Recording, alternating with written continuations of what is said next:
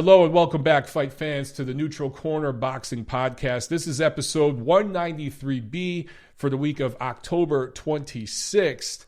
And I am your host, Michael Montero, for Boxing Monthly Magazine and BoxingMonthly.com. We have a ton of fights to preview tonight, So we're going to jump right into it.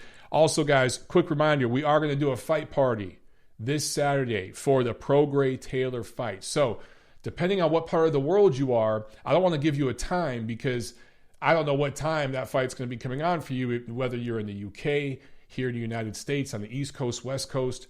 A lot of you guys watch from Asia, from different parts of Europe, from Africa, from Australia. So wherever you are in the world, make sure that, of course, you check out the fight on DAZN or Sky, wherever it's on. But also, make sure you're tuning into this channel here on YouTube, Montero Unboxing's YouTube channel, because we're doing a Prograis-Taylor fight party. You guys know I've had a hard-on for that fight since last year, since this World Boxing Super Series Season 2 140-pound tournament kicked off. It's finally here. I knew it was going to be Taylor. I knew it was going to be Prograis, and they're doing it. It's going to be a great atmosphere, and that's going to be a fun card. There's a couple of fun domestic level fights on that card that are going to kick ass. But we're going to go live just for the main event for Prograis-Taylor. So make sure you guys tune in on the channel. Watch that fight with me. Look, you're already streaming the fight on DAZN, right? Pull up another window on your browser or whatever it is and pull up the YouTube channel. Let's watch the fight together and chop it up because the commentary won't be that great anyway. You know what I'm saying? Okay, also, quick news and notes before we jump right into the preview, because we got a ton of stuff to go over, including fights tonight. There's some fights about to start tonight. Daniel Jacobs, Julio Cesar Chavez Jr. are going to be fighting December 20th at the MGM Grand in Las Vegas. This will be at super middleweight. I think for Jacobs, this will be his first fight there. And of course, this will be on DAZN.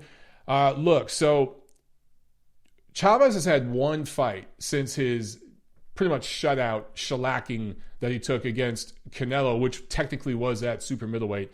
He had one fight earlier this year. I don't think he fought at all in 2018.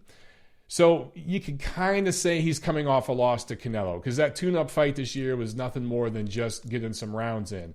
The last decent guy he fought, and Canelo's way better than decent, was a loss to Canelo. And then Jacobs is coming off a loss to Canelo. So both of these guys will be coming off of losses to Canelo Alvarez.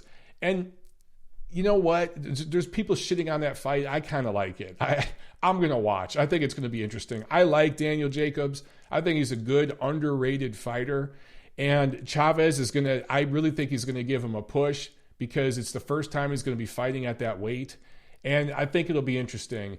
And look, if Jacobs goes in there and beats the brakes off Chavez and stops him in a few rounds, that's a good win for him. That's a good comeback win for him. If Chavez goes the distance and puts up a good fight, I don't think he's going to win at all. Then that's, a good performance for him. So anyway, I'm looking forward to that. Also, a few of you guys have talked about the WBC. They're having their convention right now in Mexico. There's a bunch of people there that just don't need to be there, that are getting put up and taken care of. This thing has to be costing at least hundreds of thousands of dollars, maybe seven figures, but I'm probably exaggerating. It's probably hundreds of thousands of dollars. I just look at these conventions, and the WBC puts on the biggest, baddest one. It's like a week, right? I think next year they're going to Russia and doing it over there. I like some of the things the WBC does, and I've told Mauricio Suleiman that to his face, you know what I'm saying? But there's certain things I see, the way certain media members are taken care of and hooked up, and there's private parties and private dinners, very expensive dinners. There's certain things I see that makes me just question the way this whole thing works. And I like that you're having a convention in a sense that you're coming out, maybe you're announcing new rules for the next year or ratings updates or you're congratulating fighters. Like, I get all of that stuff. But some of the news that's come out of this thing is crazy, right? The WBC just named Vasily Lomachenko the franchise champion. We all knew that was coming. We've been talking about that. And Deontay Wilder, they wanted to make him the franchise champion. In fact, I think they wanted to announce Wilder along with Lomachenko at this convention, but Dillian Whyte's drug test blew that up because I think the plan was to have Dillian Whyte fight for the vacant WBC heavyweight title and name Deontay Wilder franchise champion. And then the same way at 135, right now, Lomachenko is going to be the franchise champion, and they just gave the WBC title to Devin Haney. I don't even think he had to fight for it because they think he had an interim or diamond or something. I don't know. I can't even remember. It really doesn't matter. The only thing that really pisses me off about the Lomachenko thing is, of course, he's eventually going to fight the winner between Richard Commey and Teofimo Lopez. I still think Teofimo Lopez is going to edge that fight. So it's Lomachenko and Lopez early next year. And it's not a given that Lomachenko wins, but I think he will. Right? At that point, he'll have all the titles, but technically, the WBC is kind of split in half. It's going to be like the WBA situation in just about every division. The WBC is not quite that bad yet, but they're heading in that direction. Because Lomachenko detractors will say, he ain't undisputed. He ain't undisputed because he didn't fight Devin Haney. You know what I'm saying? So he's not undisputed. That's what Lomachenko detractors are going to say.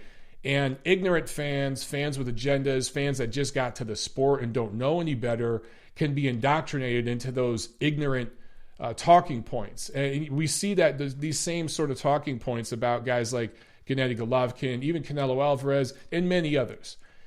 Fighters, once you reach a certain star level, you're going to have your level, a certain level of haters, and Lomachenko has them too. So now that's going to be used against Lomachenko in some people's eyes. He ain't undisputed. Actually, he is, because Haney was just basically handed the title. You know what I'm saying? The real champion. And I hate doing this. I hate playing the sanctioning organization's politics for them. I hate explaining the WBA super champion versus the regular champion versus, people try to, for instance, Gennady Golovkin detractors say, oh man, all those title defenses Golovkin had, that was the WBA regular.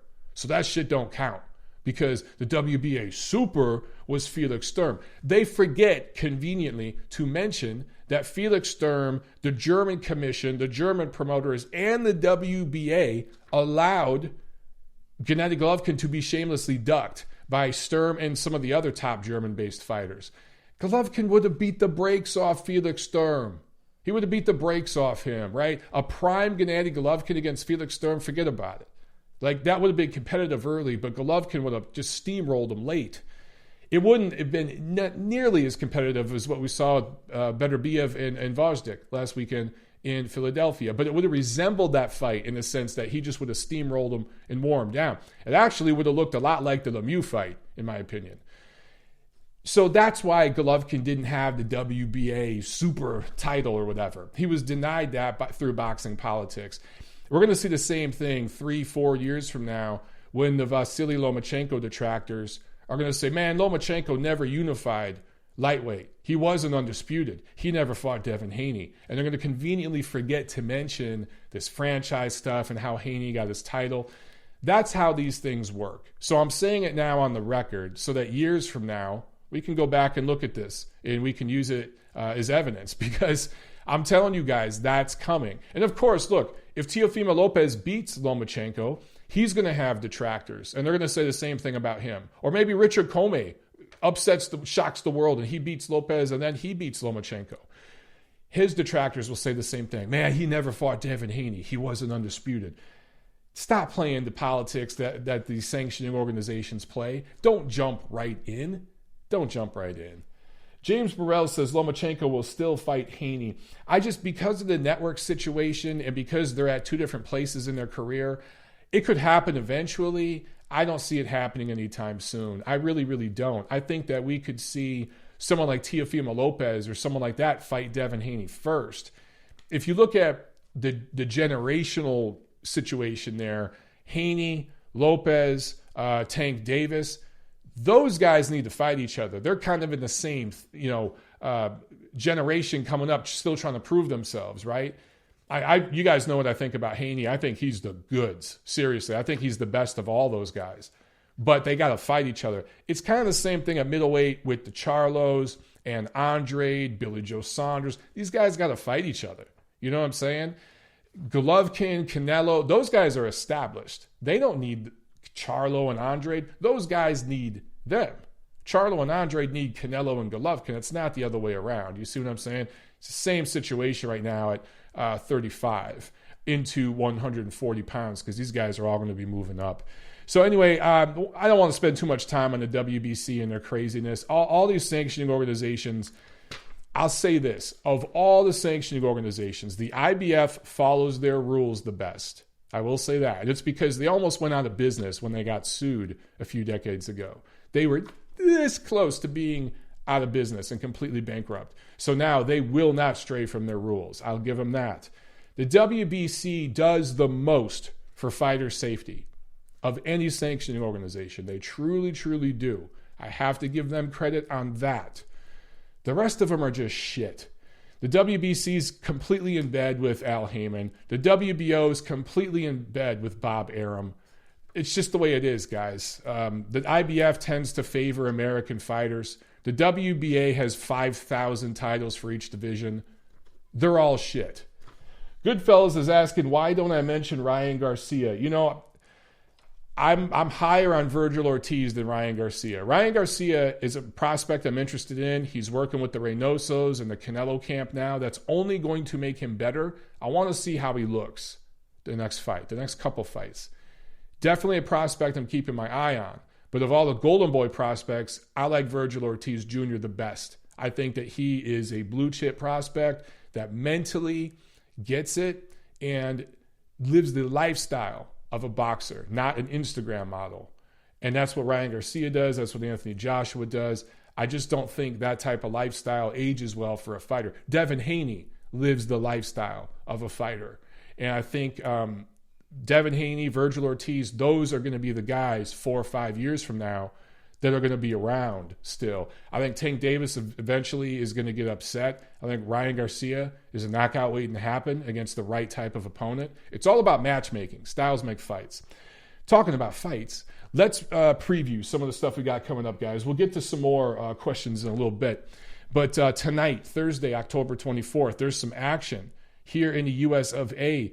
On the East Coast, there's a DeBella Entertainment card at the Generoso Pope Athletic Complex in Brooklyn on UFC Fight Pass. So those of you who have UFC Fight Pass, check that out. And there's a Golden Boy Promotions card from Fantasy Springs, California, Fantasy Springs Casino in California.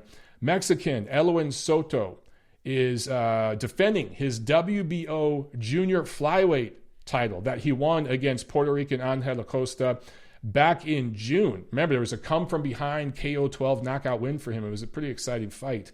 This is his first defense against Filipino Edward Reno. It was going to be on Facebook. I think it was going to be on Ring TV originally, then Facebook Watch. But these cards have been picked up by DAZN. So those of you who don't have DAZN can still see this card on Facebook Watch. It's also on DAZN. And I think going forward, these Thursday night cards with Golden Boy Promotions are going to be picked up on DAZN exclusively. I believe so. I'm not sure if the Facebook Watch thing is going to continue or not. It might. I'm not sure. Tomorrow, Friday, October 25th, the best fighter ever of all times. 300 years of boxing. This is the greatest fighter ever because he's undefeated. Shayafon Monsri out of Thailand, 53-0, defending his WBC minimum weight title. Fighting in Thailand. Obviously, I'm being facetious here. I'm being a shithead. Right? All the people that talked about Floyd Mayweather being the best ever because he's undefeated. Yo, man, Shayafun Monsri, he's got a couple wins on Floyd. 53 have tried, 53 have failed. Sure, 51 of them are cab drivers and pizza boys, but so what? He's got that O, baby, and that's all that matters. He's TBE, and he is scheduled to fight tomorrow in Thailand. Now, I feel like this Monsri has fights scheduled all the time, and they get called off all the time. That's why most of his opponents have records like 2-10, and you know they do takeout at the local Chinese restaurant there in Thailand, or maybe they have a German restaurant over there. That's what everyone gets takeout, and you know he's a delivery boy there. That's most of his opponents. But apparently this one's going to go through. It's still on the schedule for tomorrow. Oh, CJ Duncan in the house with the Super Chat pledge. What's up, my man? He says, Montero, what's good, brother? Cheers. Cheers to you, brother. I hope I see you Saturday night for the Prograis Taylor live fight party here. I'll have one in your honor, my brother. Hope you and the lady are doing well. But let's see, back to the preview. There's also a Telemundo card from Mexico City tomorrow.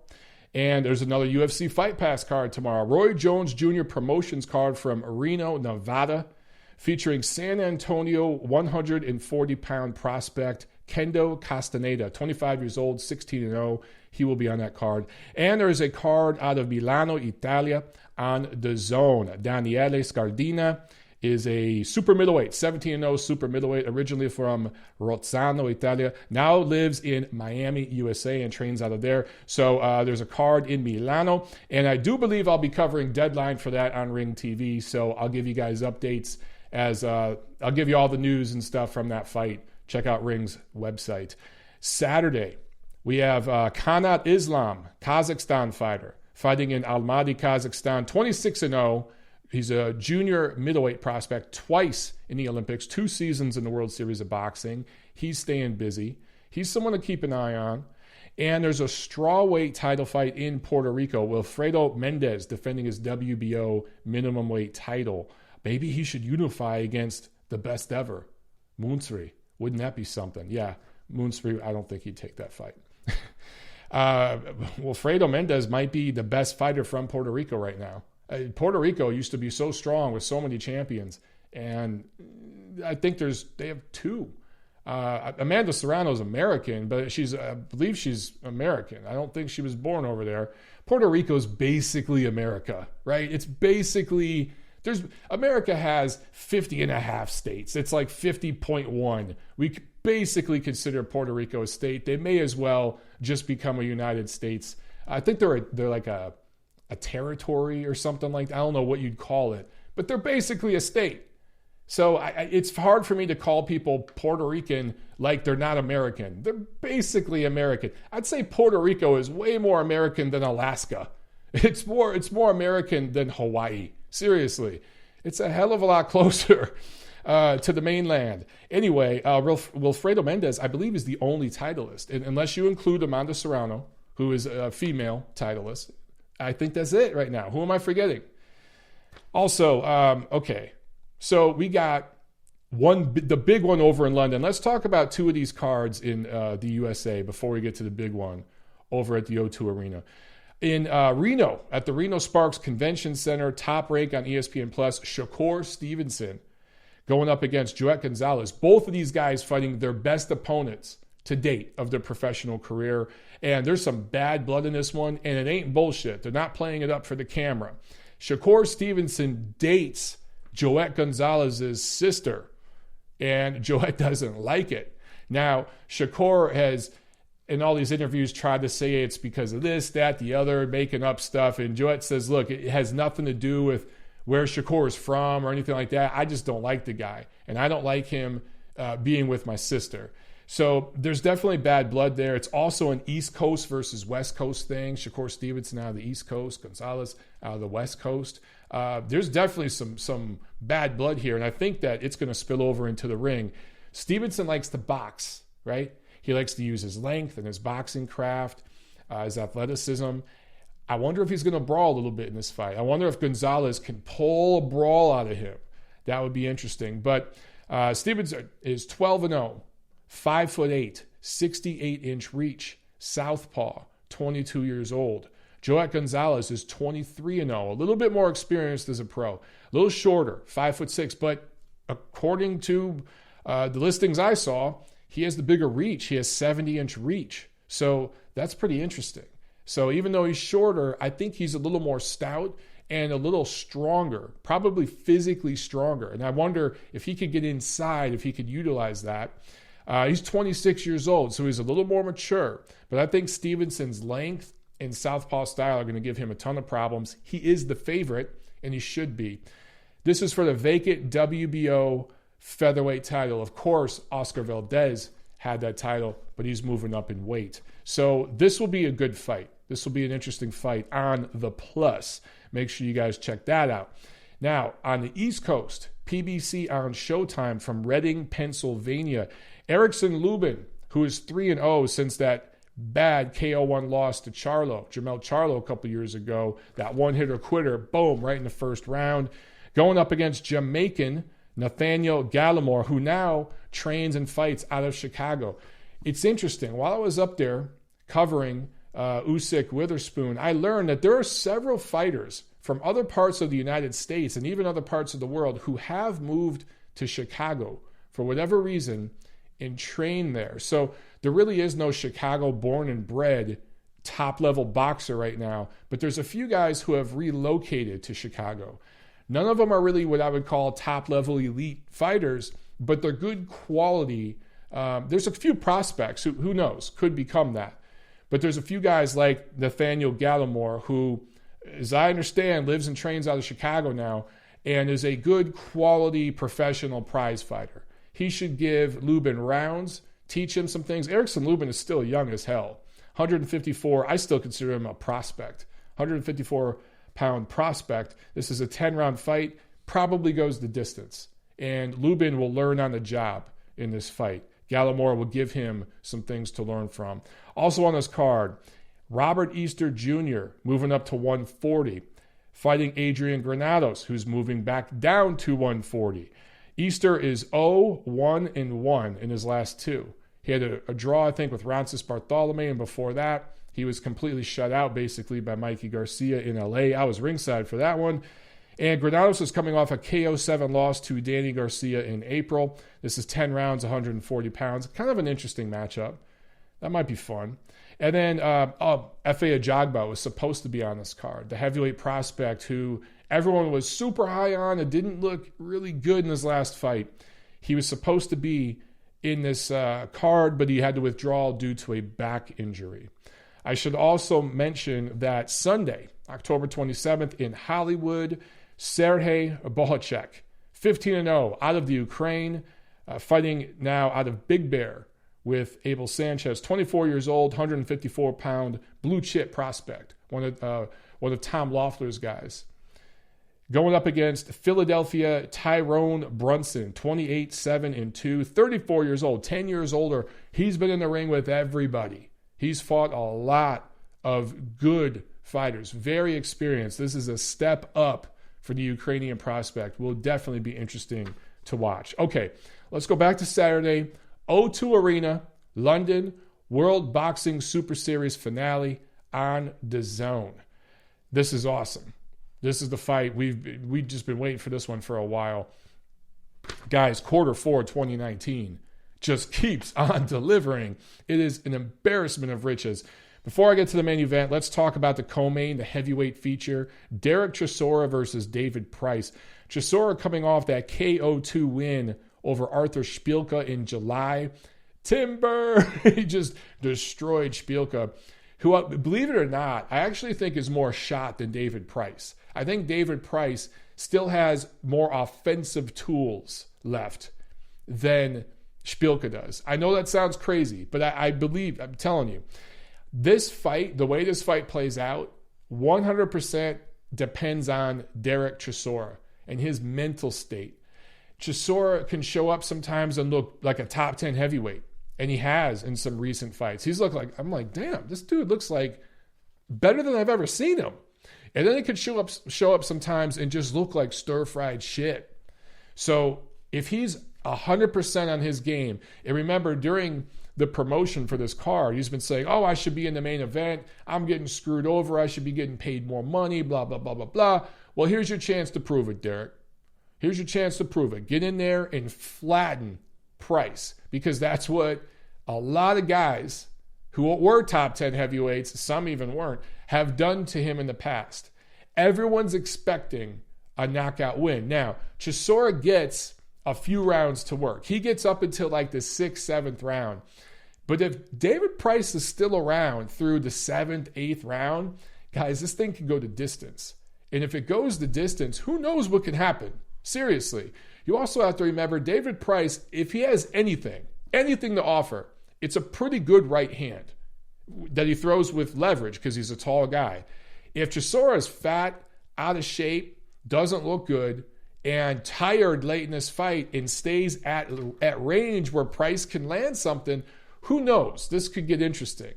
I love the heavyweights. I love the heavyweights, and I love flawed heavyweights. They're the most fun to watch. And right now, everyone in this division, from the top down, is extremely flawed, including the lineal champ, the WBC champ, the unified champ. All of them are extremely flawed. And that's why this division is so fun right now. And they're fighting each other. So this fight between Chisora and Price, I think it's going to be fun. I obviously predict Chisora by knockout. That's what should happen. The question is, what kind of knockout? It's really up to Chisora. We'll find out at the weigh-in. Let's see, one of you guys, Joe56984, says Price will win. Diluted Dwyer says Price will get sent back into his plumbing business. Saloon Mooney says Price often gasses out after 4 rounds. Very true. Rockstar 1996 says Pricey could actually box his head off early. Just got to not get hit. Agreed. So, yeah, obviously, look, I don't think this fight's going the distance. I just wouldn't be shocked. 2019 has been so crazy because we've gotten so many good fights. I just don't know what to expect. But anyway, I'm predicting, obviously, Chisora by massive, concussive, highlight reel knockout. That's what we should see. And if that's what he does, he should call out everyone in the heavyweight division afterwards. And I'll tell you, if he was smart, what he would do is he would holler at the WBO. He's currently not ranked at all by the WBO. But if Derek Chisora wants a fast track to another title shot, try to get ranked with the WBO, because I'm telling you right now, the winner between Joshua, the second Ruiz-Joshua fight coming up in December, the winner of that fight is going to, they're going to have 2 mandatories. The WBO mandatory is Alexander Usyk. The IBF mandatory is Kubrat Pulev. Who would you rather fight?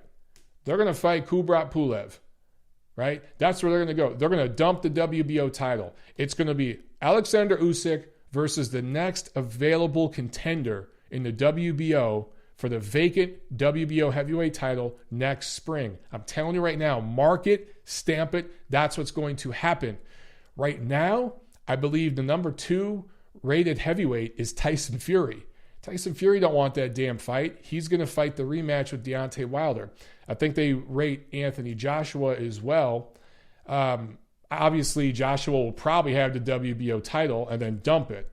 So then you go like to the 4th, 5th guy, right? If Derek Chisora can get his butt rated by the WBO and climb those ratings, he could wiggle his ass into a title shot for a vacant title against Alexander Usyk next year. Sign me up for some of that shit. I think it'd be fun. Boxing Business 101 right there, guys. That's how I'd play it if I were the promoter. And Eddie Hearn knows what he's doing. So trust me, it could play out that way. Also on this card, Ricky Burns versus Lee Selby. That's a nice, juicy, domestic, lightweight matchup. Burns has fought a bunch of names in and around 135 pounds this last generation. He's been one of those guys who's very experienced, carved out a good quality career for himself, right? For Selby, he's moving up 2 divisions. He moved up 2 weight classes. He was at featherweight, lost that split decision to Josh Warrington last May, skipped 130, moved up to 135. He should win this fight on paper. He's the younger guy, a lot more gas in the tank. He's the slicker boxer. He should win this fight. But we shall see. Does Ricky Burns have one more left in him? Can he make this close and competitive and pull one out here? That would be a lot. That'd be very interesting. That'd be fun. I think it's going to be a fun fight. Okay, let's get to the main event. Holy shit. I feel like I need a shot or something, but we'll save that for Saturday night's fight party. Regis Prograis, Josh Taylor. Prograis, 24-0, holds the WBA 140-pound title. 5'8", 67-inch reach. He's 30 years old. Came to boxing late. Started his amateur career late and started his pro career late. So even though he's 30 years old, he's not as experienced as you'd think because he came to boxing late. All right.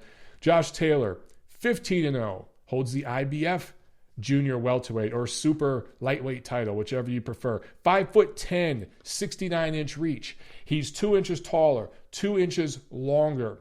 28 years old, 2 years younger. And if you consider the amateur experience, I would say all around, Josh Taylor is more experienced than Prograis because he fought more on the world scene as an amateur, right? The international / global amateur scene. And Regis Prograis never did. I want to say he was like an Olympic alternate. I can't remember when the last time I spoke with him. He just missed out on the Olympics, and he felt he could have made the next one, but he decided to go pro. So anyway, Prograis started boxing at age 17, went pro in 2012. Taylor, 2012 Olympian, World Series of Boxing, very briefly, went pro in 2015. So again, on the surface, it looks like, because of the number of professional fights and everything, that Regis Prograis has more experience. But Taylor, Olympics, World Series of Boxing, the quality of opposition in his 15 fights, particularly the last 3 or 4, I'd say he's just as experienced, if not more experienced, than Prograis. Also, this is in London. I think that plays a factor. Guys, I've been going back and forth about this fight forever. It's really, really difficult to pick a winner. I keep going back and forth. Let me talk about both of these guys the last 2 years or so, their opposition, okay? Let's break this down together. Josh Taylor, 2017 and 2018, fights Winston Campos, not really the best fighter, but Victor Postol, good quality fighter. Ryan Martin, not really the best, not elite. Good fighter. He had an O at the time, and he took it. Ryan Martin hasn't fought since then, by the way. And then Ivan Baranchyk. So those are his last 4 opponents. Winston Campos, Victor Postol, Ryan Martin, Ivan Baranchyk. Obviously, Baranchyk is the most elite fighter in that group, right? 4-0, 2 knockouts, 7 knockdowns. 7 knockdowns. That's pretty impressive. Regis Prograis, last 4. Julius Ndongo, Juan Jose Velasco, Terry Flanagan, Carol Relic. Now, overall, man, Terry Flanagan, pretty good fighter. Carol Relic, pretty good fighter. Julius Ndongo, pretty good fighter. Juan Jose Velasco, not that great, not elite. I don't know if any of those 4 guys are elite, though. I don't know if any of those 4 guys are on the level that Ivan Baranchyk is. Possibly Relic, possibly. Anyway, 4-0, 3 knockouts, 9 knockdowns. So both of these guys have been very dominant the last couple of years, working their way to this clash, right? 7 knockdowns Taylor has scored. 9 knockdowns Prograis has scored. Man, I mean, just impressive stuff. Okay, a couple of facts worth mentioning, all right? You're not going to hear this anywhere else because, I like to really dig in and try to find stuff no one else is talking about. It's worth mentioning that Prograis didn't just beat, but dominated Terry Flanagan and Julius Ndongo. Terry Flanagan is 5'9", Julius Ndongo is 5'10". They're both southpaws, right? Because I want to say, let me make sure, because I want to make sure I get this on the record, but Josh Taylor is a southpaw, is he not? Let me make sure. I'm going to do this live here on the show, but I just want to make sure I get this right. I don't want to screw it up. Yes, he is a southpaw. So Josh Taylor is a tall, long southpaw, right? Prograis dominated Flanagan and Ndongo, who are tall, long, and experienced southpaws. Taylor has never fought an A-level, world-class southpaw and beat them, to my knowledge. Prograis is a southpaw. So I think that's a little nugget there worth mentioning, okay? Prograis, again, beats Flanagan and Ndongo, 2 tall, long southpaws. Taylor's never fought, to my knowledge, or beat a high-level southpaw. I'm just looking over his record here because Baranchyk, I do believe, is orthodox. Postol, I believe, is orthodox. Let me double check. Make sure I got this right. Orthodox, and orthodox. Yes. So that's a little wrinkle in this thing that I think matters. I think that Prograis has had better preparation for Taylor's body shape and style than the other way around.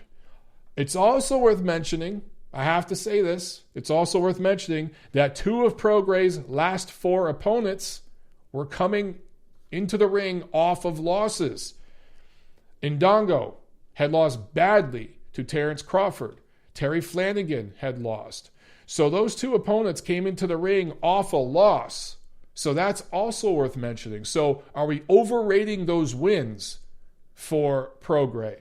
That's why I just keep going back and forth with this shit. I'm telling you guys, it's like flip a freaking coin. I'm curious how you guys have this fight. Let's see. Caught Herpying says Prograis washes Taylor way too slick and Taylor gets hit way too often. I actually think Taylor might be the slicker boxer there. Real Sports Highlight says Prograis not that skilled to me. Deluded Dwyer. Now who knows if he's trolling or not, because he says he's deluded. He says Josh Taylor will make Regis Prograis look like Regis Philbin in the ring. I love it. James Burrell says, does Mike go out on a limb here and make a pick? I'm definitely going to make a pick. I'm going to flip a coin right here. No, seriously. I'm just curious what you guys say. Rockstar 1996 says, Relic isn't close to Baranchek. Guy would get eaten. I tend to agree. I think of the 8 names I listed, their last 4 opponents of each guy, clearly Ivan Baranchek is the best. And look, Taylor struggled. He got hit a lot. But sometimes you need that kind of performance to learn from to get to the next level, right? And that's why part of me wants to say Taylor wins. It's also in London. He's also slightly more experienced. All those things point to Taylor. But I'm telling you guys, the southpaw angle, no one's talked about that. Taylor has never fought a southpaw, at least not a top-level southpaw. And 2 of the last 4 opponents for Prograis were tall, rangy southpaws. So he's literally seen these angles and this body shape before, and he's performed very well. Now obviously, Taylor's in a better spot right now and a better fighter than Indongo and Postal, of course. Oh, I'm sorry, not Postal, Indongo and Flanagan. But I got to say, man, it just seems to me Prograis had better preparation. That's why I keep going back and forth. It's a tough one. Real Sports Highlights says New Orleans boxers suck. Well, guess what, Real Sports Highlights? Prograis is really a Houston boxer. Pretty much right around the time of Hurricane Katrina, when he first started boxing, he moved to Houston. So pretty much his entire amateur and professional career, he's been a Houston fighter. And Houston / Dallas / San Antonio, that area has one of the best boxing scenes on earth. Not just in the United States, but on earth. It flies under the radar, but trust me, those guys know how to fight out there. So I would not consider him a New Orleans fighter. I'd consider him a Houston fighter. And Houston's doing pretty damn good right now. So James Burrell says, if Prograis takes his sunglasses off, it'll get interesting. Rockstar 96 says Flanagan is a 135-pounder and Indongo is nothing like Taylor. Terrible analogy, Mike. Damn, you threw the terrible card at me. Look, man, I'm not saying, and I said it a minute ago, they're not on the level of Taylor. They don't fight like him. I'm talking about body style and angles from the southpaw angle. I think those 2 fights gave Prograis something to look at that helped prepare him for Taylor. Name one of Taylor's opponents that helped him prepare for Prograis. You gonna tell me Ivan Baranchek? I don't know about that. Gail Falkenthal says, get out of my way, people. I gotta lest hell the neutral corner fools. Better late than never. What's up, Gail? Glad you're on here. Ryan Billingsley says Prograis has more tools in the shed. He says Prograis has shown many different styles. That is true. Romania Mike says Prograis will beat Taylor, but I feel like Taylor might start running after he feels Prograis' power. Regis by KO with an 11. Goodfellas says Prograis 8-4. Well, a lot of you guys like Prograis. Now, Dale says Taylor stops him round 9 to 10, too big and powerful. I do think Taylor has a little more dog in him and punches harder and more of a mean streak than people think. He's this nice kind of well-spoken guy or whatever. Doesn't really talk the talk and walk the walk as much as Prograis does, as far as, kind of talking like a fighter, the stereotypical fighter. But I do think that mean streak is there. I really, really do. Romania Mike says, Prograis will beat Taylor, but I feel Taylor... Oh, I already read that one. Sorry, guys. Alexander says, Mike, who do you give the power advantage to? I give the power advantage to Prograis, and I'll tell you why.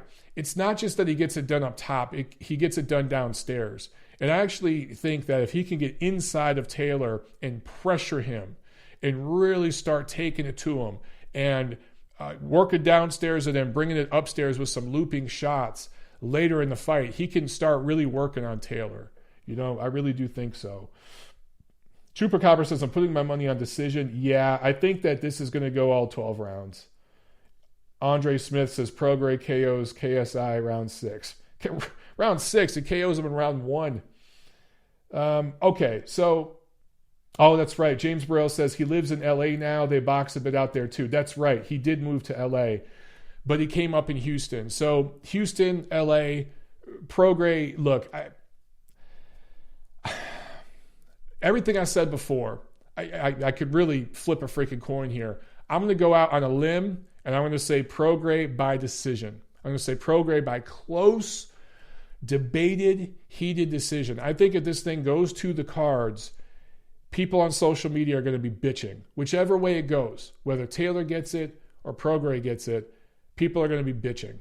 But I'm going to say Prograis wins 7 rounds to 5 in that range. I think that this is going to be a very, very technical matchup early. Both guys trying to impose their will. But this might be a case where it's a tale of like 3 fights. The first 4 rounds, the middle 4 rounds, the last 4 rounds. And I think that Prograis' pressure is going to start to take effect late in the fight. It's going to start to really connect in the middle rounds and steamroll in the late rounds. Some people have said this will kind of look like Beterbiev Gvozdyk. I don't agree with that for the simple fact that Beterbiev was taller and physically stronger than Gvozdyk. While I do think Prograis is stronger than Taylor, he's going to be punching up. Taylor's clearly taller and longer. So Prograis is going to be punching up at him. And although he's probably stronger because he's more compact, he's got that kind of muscle. Yeah, so Ryan Billingsley says Beterbiev was shorter. Yes, so thank you for correcting me. Shorter, yes, but stronger. Clearly the stronger guy, physically stronger. So I think that, okay, maybe that analogy does kind of work. I think that this might somewhat resemble the Beterbiev-Gvozdyk fight. I just see this going the distance. I see it going the distance, and I think that Prograis is going to eke out a decision win. He's just going to eke out a decision win. Wouldn't be surprised to see both guys marked up at the end of this fight. Maybe they get dropped, maybe not. We have seen Taylor dropped, right? Or no, we've seen Taylor busted up a little bit. We haven't really seen Prograis busted up a little bit. One other little X factor thing I should mention. Taylor has been through rough fights. That fight with Baranchek was rougher than expected. He's been through fights that tested his mettle a little bit. Prograis hasn't. You know what I'm saying? Yeah, Fessel27 says Taylor was hurt by Baranchek. Right, he was. He was hurt, and but here's the thing. He was hurt, but he recovered. He had to show that, right? Prograis hasn't yet. We really don't know if Prograis can catch. So that's what's interesting about this one. But I'm still going to lean with Prograis by very, very close decision. Again, 51-49 here, guys. I'm basically, you're putting a gun to my head. I'm giving you my pick, but I can see this thing going either way. I'm going to say Prograis 7 rounds to 5. Let's see. Rockstar96 says, it doesn't take much to lure Josh into a fight. He can fight tall, but opts to battle for some reason, loves the fight. Louis Garibay says split decision for Regis. I could see that. Guys, we could also see a very, very controversial decision. You know what I'm saying? We could see this go to the cards. And again, whichever way it goes, I'm trying to think, who are the judges for this fight? You know what I'm saying? Let me look that up. I'm going to see if they have that listed yet. They don't. Yeah, I don't see the judges listed yet. Damn, I'm just looking it up right now. Actually, yeah, they don't. So I don't know who the judges are going to be.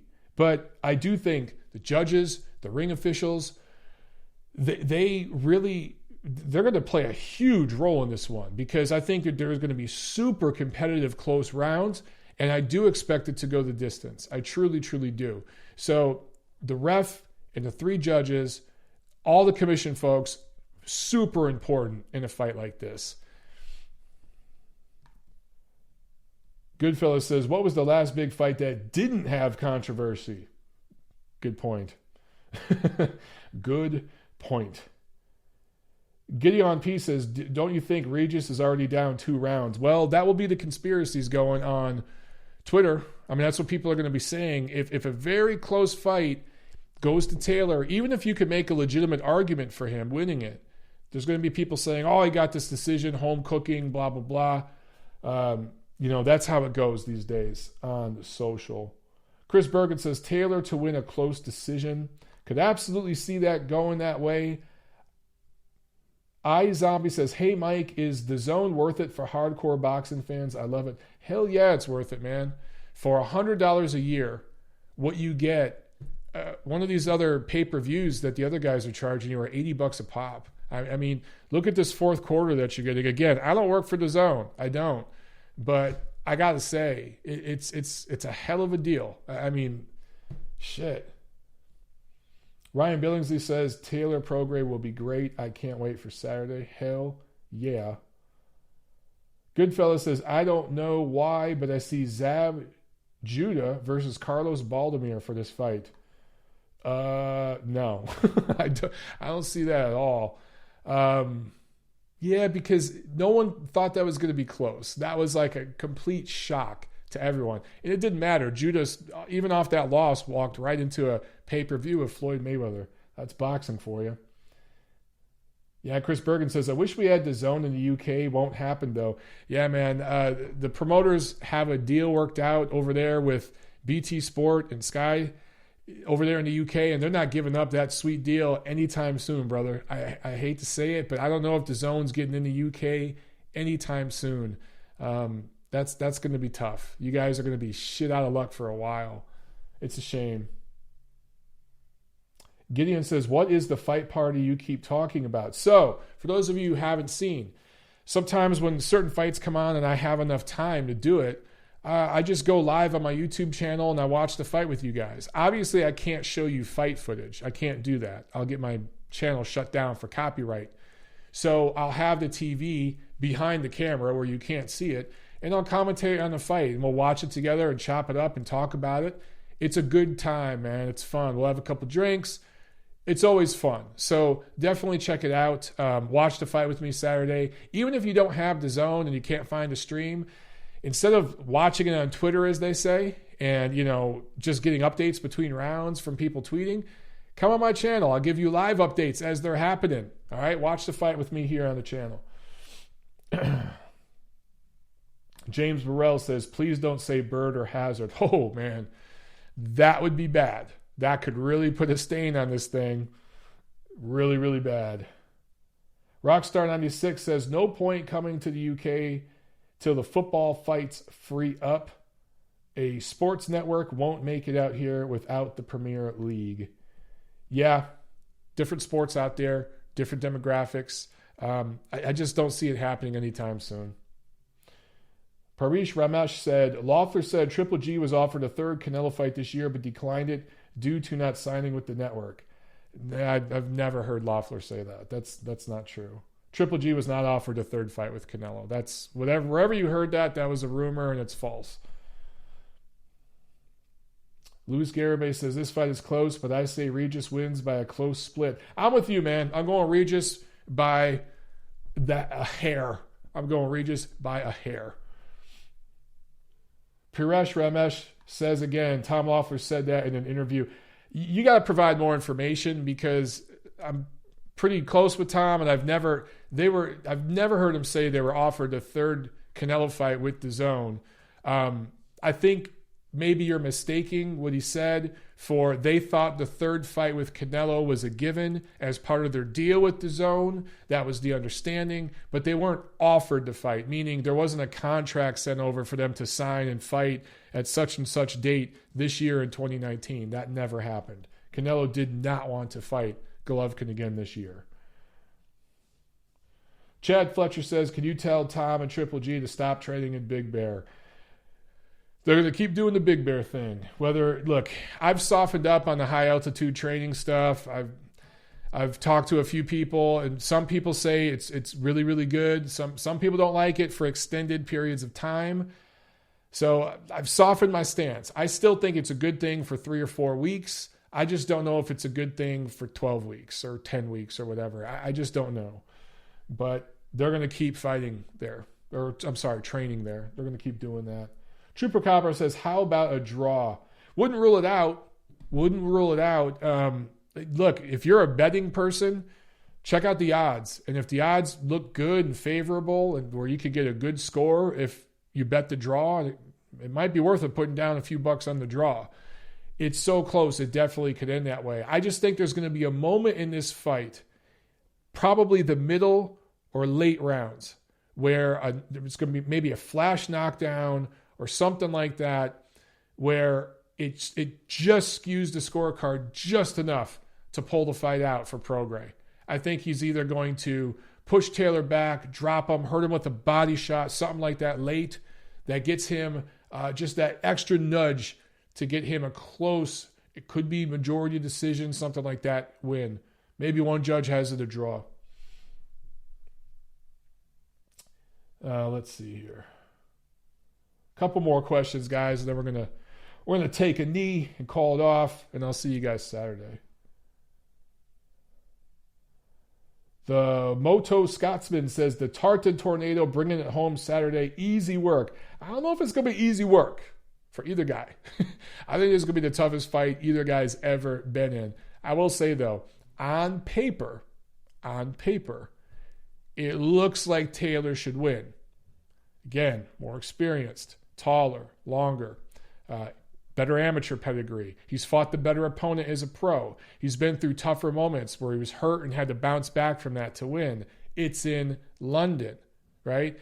So I say all that, and there's just this X factor. There's just this thing about Prograis that makes me say he's going to go there and pull it off and win a split decision, majority decision, something like that. If I'm wrong, it wouldn't be the first time, won't be the last. Romanian Mike says, Wilder Ortiz 2 next week. Thoughts? I got Wilder by KO. Yeah, of course, we'll talk about that in the coming weeks. Is that next week? That's not next week, is it? No way. It's later than that, bro. I think you meant next month. Wilder is going to flatten Ortiz. It's not going 5 or 6 rounds. Chad Fletcher says, don't they do a 4th judge for the final? I haven't heard that. Oh, they have a judge, to prevent the draw. That's right. You guys, great. Thank you so much. That's why it's great to do these videos live. Excellent point. So yes, the World Boxing Super Series does bring on a 4th judge who will, if there is a draw, they will go to this other judge to score it to ensure that there's no draw, because it is a finale. They don't want a draw. They want a winner. So there will be no draw. So everything I just said about betting the draw, just remove that from your brain. Just delete it. If this wasn't in the World Boxing Super Series, yes, a draw would be possible. But that ain't going to happen. This Saturday. Let's see. Captain Hook Chronicle says, when are you going to come on my show? Dude, let's do it in November. Pick a week in November and we'll do it, because my schedule, after a month of insanity, where out of 30 days, I was home for 3 of them. I'm home through November. In fact, I was talking to my good friend Steve Kim last night, and he was asking me, dude, when's the next fight you're covering? And I was like, dude, I'm taking a break. I'm going to start covering some live again in December. But for the month of November, I'm taking a chill break. I'm chilling at home and working on some stuff here. Of course, I'll be covering the fights online and here on my channel and everything. The next live fight will be in December. But yeah, so that means, dude, I could do your show. So hit me up on Facebook. We'll chat, and I'll do your show in November. Andre Smith, who's the best trainer in boxing? Whew. Dude, there's too many to pick from. It's hard because, you gotta look at, you can look at who trains the best fighter, but how did they get to be the best fighter? Did they mold them, or is it just because the guy's special?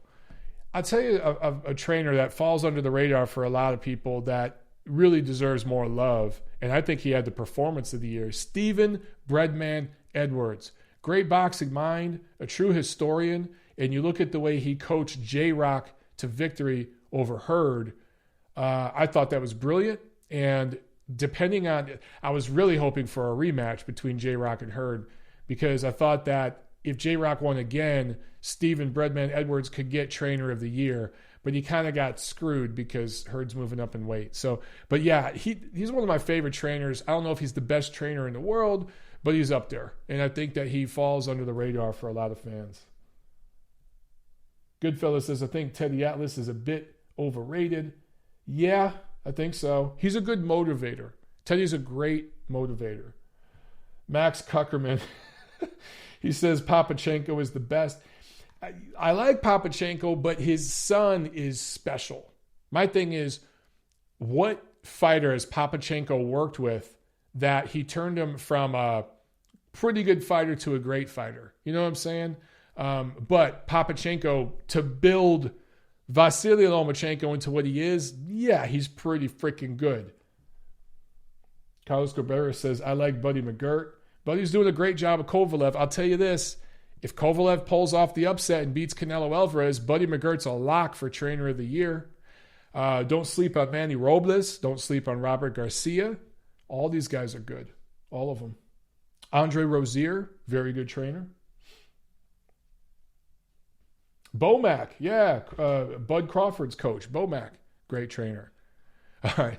Tiffany's peeking in the door here. You guys can't see, but she's saying it's dinner time.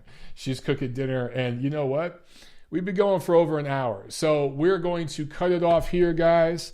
I'm going to go eat some dinner, and we'll get this chopped out and released on iTunes, Spreaker, everywhere podcasts are heard. So no homework, no assignment for you guys tonight other than mark it on your calendar, Saturday, Regis Prograis, Josh Taylor fight party right here on the MOB YouTube channel. All right?